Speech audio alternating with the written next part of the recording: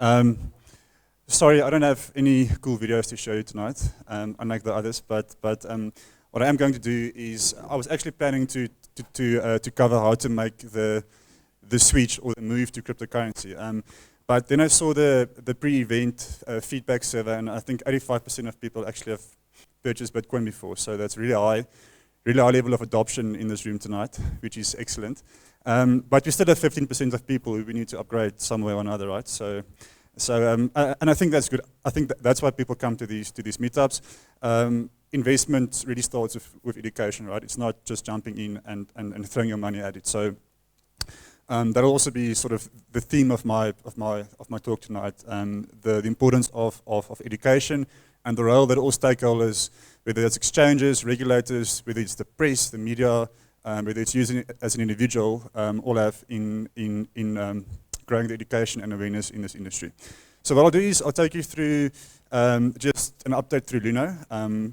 Then I'll take you through a couple of data points to show that this industry isn't dead or it's not dying as many people fear. And then just taking you through a couple of predictions or trends for this year. And no, I won't cover the price prediction, so you don't have to worry. Okay. So firstly, just from a Luno's perspective, so over the past couple of months or past 2 years, actually, very, very volatile prices. We've seen exchanges being hacked left, right, and center. And it's very easy for exchanges just to grow out of control, essentially. Over the past couple of months, we've seen exchanges in the US having to lay off staff, some even close down. So I think growth can be tumorous or it can be progressive. We at Luno, I think, took a more conservative approach. And over the past 12 months, we kept with the growth in the industry by growing our team from, I think, 57 people January last year to a team of 190 people last year, December. And we're really hiring some of the best, some of the top talent in the country and actually in the world. We've expanded our offices. We've opened a new office in Johannesburg. We have a team of 12 people in Joburg now. And we've expanded our office in London. That's our headquarter office. And also in Lagos and in Singapore. So we are growing our international footprint. Then in terms of product and customer success, customer support improvements, we've launched a couple of interesting and important product changes over the past year.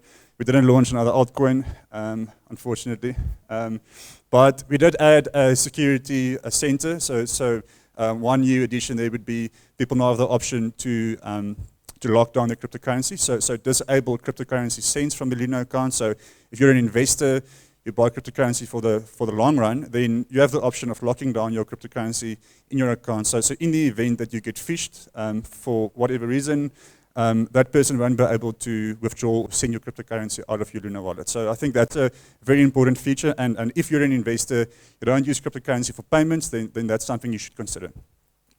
From a customer support side, we launched live chat a couple of weeks or a month or so ago. So an easier way for us to communicate or for our customers to reach out to us other than email. And then also from an onboarding perspective, we're making it easier for people to download the Luno app and to sign up and to verify and to buy cryptocurrency. And then also from a learning experience perspective, we added loads of new content to our platform, thanks to our content team and Chris sitting there at the back. So really go to our Medium blog, go to Luno's blog and the learning portal and read up about cryptocurrency and about money. Cool. So why are we doing all this? Why are we building a team of 200 people that we're looking to double in 2019? Why are we investing in education, in the products? So essentially what we are doing at Luno is we are building a trusted gateway for people to take their rands, the fiat currency, and buy cryptocurrency. So we're making it as easy as possible for people to, I won't say convert or jump the bridge, but to dip their toes into crypto and experience it for themselves. We're not building an investment company. We're not building a gambling company. We're not building a company where people can speculate, even though that's probably one of the biggest use cases at this point. But what we're really doing is we have a long-term vision of upgrading the world to a better financial system. So that's a very broad statement, and people don't always understand what we're saying. But what we are essentially doing is and that is our sort of that's our goal that drives us, is building a platform that 1 billion people can use by 2030. And building a platform that will add value to people's daily lives. So similar to how people use money currently, people will be able to use cryptocurrency on Luno for the same reasons they currently use money. So building a platform for 1 billion people is something of massive scale, right? So that's why we are at this point extremely focused on making our product better, making the product experience better, making our product secure, making it scalable, and really making it easy for people to buy cryptocurrency for the first time.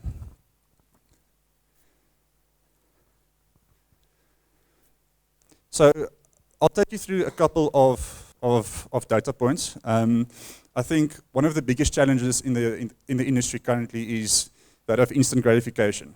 So everyone expects cryptocurrency to currently, at this point, be better than the rand or better than dollars or any other fiat currency. People expect crypto to be a better store of value. They expect it to be cheaper, faster than the normal bank transfers. They expect cryptocurrency to bring down the cost of remittances, and they expect cryptocurrency to be open and completely secure, which is what we want it to be, right? But I think the reality is that the current financial system we live in now was built up over hundreds, if not thousands of years. So upgrading the world to a new financial system isn't something that will happen overnight. And I think we need to think about this responsibly and not rush things and literally take it day by day. So that's really important. I think if we look at, I mean, cryptocurrency can become everything that we want it to be. It can become better store of wealth. It can become a better, easier for payments, bring down the cost of remittances, but we need to give it time. So I think there's a really good data points that will show us that the industry is actually still moving in the right direction. And people tend to be fixated on the price, right? So people tend to use the price as a proxy for determining whether the industry is in a good space or not. So what we're saying is that take a step back. So zoom out, take a step back, and Atish also touched on that now. And look at the Bitcoin trajectory or the price progression over the past couple of years. So I think here we're looking from 2011. And from 2011, you'll see that we've been through 8 or 9 of these rallies and pullbacks. And I think a common theme that you can pick up from these rallies is that after each price pullback, you'll see that the baseline of organic growth, so the baseline of people starting to willingly buy cryptocurrency for investment, buying it for payments, that baseline is increasing after each price rally. And I think that's mainly because people are becoming more educated. It's also because the infrastructure is improving, so it's becoming easier for people to access cryptocurrency and to buy cryptocurrency. So in terms of price, take a step back, zoom out, and really look at it over a longer period. There's this website, I think it's called 99 Obituaries or something like that. But basically what they do is they pick up comments made by the mainstream media, and currently Bitcoin has died 348 times according to CNN and Forbes and all those publications. Another data point, I think, if we look at daily transaction data, so this is on the Bitcoin blockchain. Over the past 5 years, we've seen 400% growth, more or less. Daily transactions jumped from 85,000 to 335,000 over the period of 5 years. I think important to note here, perhaps, is from a scaling perspective. So, like with most new technologies, initially that technology will be clunky, it will be slow, not easy to use. Bitcoin is no different, right? So I think we need to give it time. There are lots of work going on behind the scenes that the public isn't aware of. For example, the Lightning Network in Bitcoin's case. So the Lightning Network will arguably enable the Bitcoin blockchain or to process cryptocurrency transactions or to process millions of transactions per second. So if you look at a current sort of a current snapshot of Bitcoin transactions versus Visa and MasterCard, the Bitcoin blockchain currently processes between 7 and 10 transactions per second compared to Visa. The Visa network can process 45 to 50,000 transactions per second. So through the Lightning Network, basically a protocol built on top of a cryptocurrency blockchain, we can arguably scale that to millions of transactions per second. But looking at the data here, I think it's safe to say that there is still an upward trend, irrespective of what the price is doing. Then an interesting one, it's not one that I think people think of too often, and that is press sentiment, right? So I think over the past couple of years, the media really has been a double-edged sword for the industry. So it did really help drive traction initially, but also sometimes not also great exposure to the industry. So if we look at the trends over the past, I think over the past 5 years, and recently, if you look at Forbes and you look at Business Insider, we've had a 76% of articles that had a positive sentiment. So that's really interesting, and I think also the media is becoming more educated, right? So and then companies like Luno and regulators and all of them really have a responsibility again to educate the media and get them to report accurately on cryptocurrency. Then regulations. So this is a map or chart of the regulatory sentiment towards cryptocurrency, or the stance. I think most countries across the world are more permissive than not towards cryptocurrency. You see Namibia there, they actually have a really hard no stance towards crypto.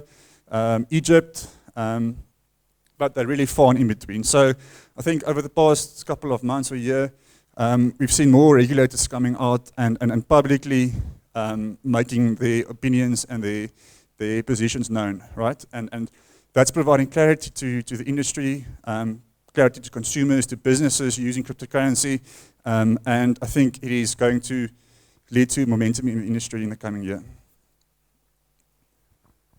Then flowing into regulations, similar, we waited a long time for regulations to come, actually 5-6 years. We at Luno followed the self-regulatory approach, so even though the regulators did not require it of Luno, we complied with local laws and regulations. But yeah, what we're seeing is more direction. And I think important to note, people are often scared or they look the other way when they hear regulations. But in this case, people must realize that regulators are not proposing to regulate cryptocurrency itself.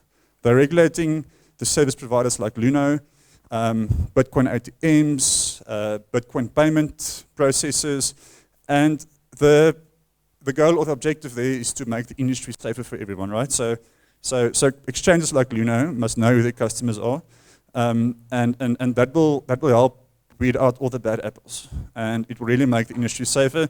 The focus there is from a consumer protection perspective. It's not to limit or stifle the innovation behind it.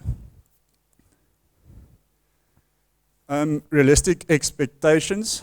So this is also from a regulatory perspective. So I think Bitcoin, Ethereum, cryptocurrency itself has been highly scrutinized by regulators.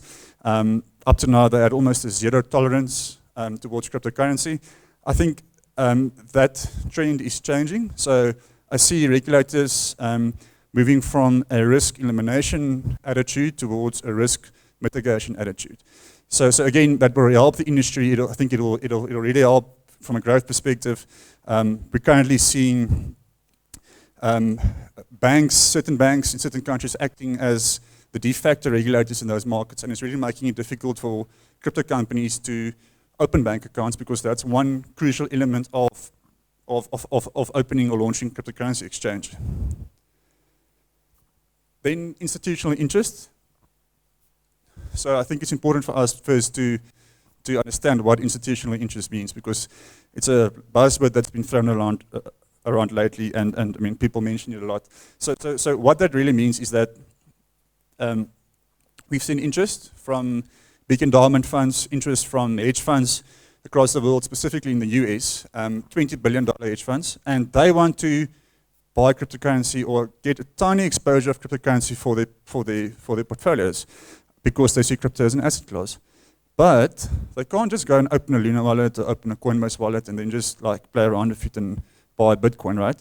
They need a platform that they're used to, a platform that they use, platform that can handle the volumes of cryptocurrency, platforms that are regulated, like Fidelity and the New York Stock Exchange.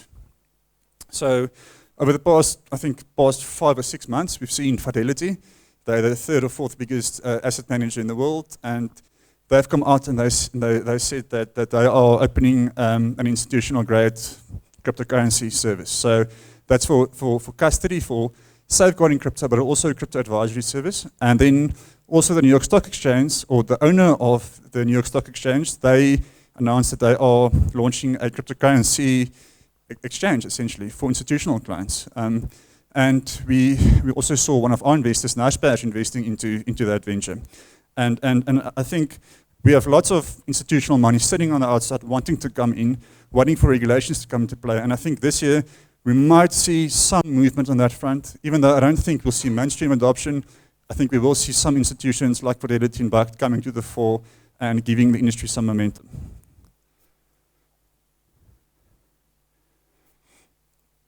Then, yeah, I touched on education earlier. I think one of the gravest mistakes that we as the industry made last year was to assume that everyone understands Bitcoin and cryptocurrency, which was really far from the truth at all.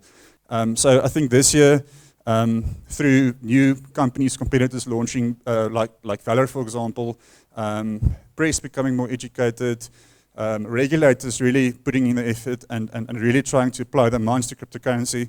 We're seeing the SA Reserve Bank with their working group. I think all of that will help us this year. I see we'll see more education coming. We at Luno, we are working on a couple of exciting projects. We'll hopefully soon launch an education series with Business Insider South Africa. And our focus really will be on the education side this year to try and educate customers. Then, no silver bullets. So I don't think in this coming year we'll see a magic app that will take over the world. I think the silver bullet or the main application at this stage is still Bitcoin itself. It's not going to be a new application. I think people tend to look too far ahead in the future, 10 years down the line, when the real issue at this stage is getting people to understand cryptocurrency. But what I do think will happen this year is I think we'll start to see some niche use cases developing. One example of that will be, for example, payables, right? So if you're in a news website, nothing more annoying as reading on The Economist and then boom, suddenly you have to pay, right? So something as simple as having an extension on your browser and clicking on the extension and boom, you're through the payable. So I think examples like that, I think we'll see more of those use cases coming to the fore this year. And then, yeah, it's all about scale. I touched on this earlier. I think we'll continue to see some work being done on the back end to try and increase the throughput of the Bitcoin payments network. Again, yeah, I think it'll be crucial this year for Bitcoin from a momentum perspective. And yeah, as I said earlier, the Lightning Network looks to be solving that issue.